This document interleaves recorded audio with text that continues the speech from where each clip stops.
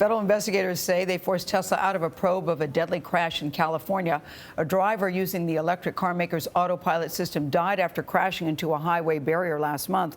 The NTSB said yesterday that Tesla released information about the investigation before it was confirmed, and that's a big no-no, they say. But in a statement, Tesla says it withdrew from the panel, adding, "We believe in transparency."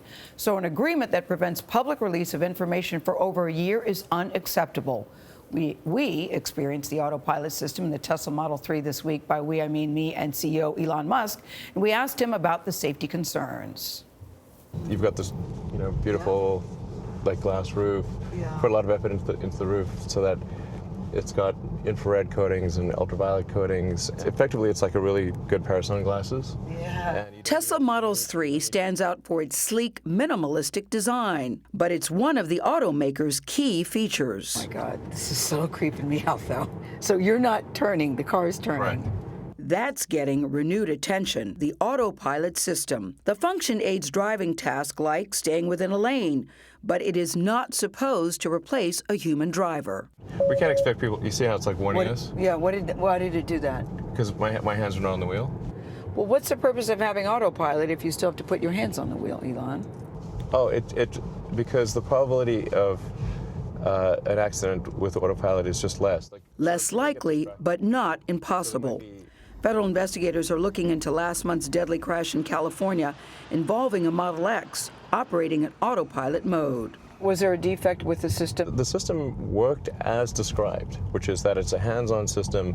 It is not a self-driving system. A week after the accident, Tesla announced that the driver had received several visual and one audible hands-on warning earlier in the drive, and the driver's hands were not detected on the wheel for 6 seconds prior to the collision. Releasing that information drew criticism from federal officials doing their own investigation. You do know that you ticked off the National Transportation Safety Board by releasing the results before the investigation was completed.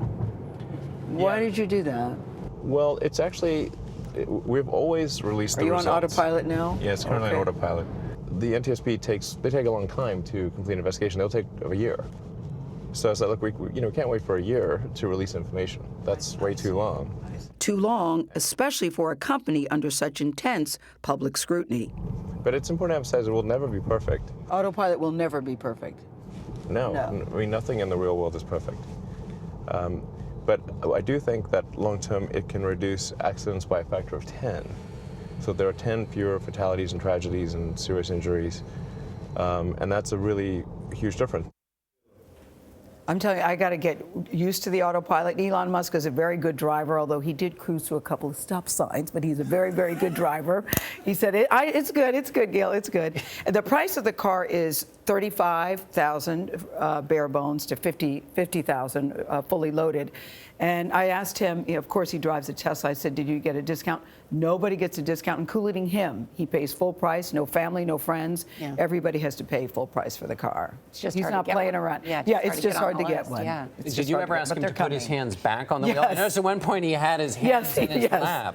It was making me very nervous, and he goes, no, I got this. It's all good. So I need a little more training with that.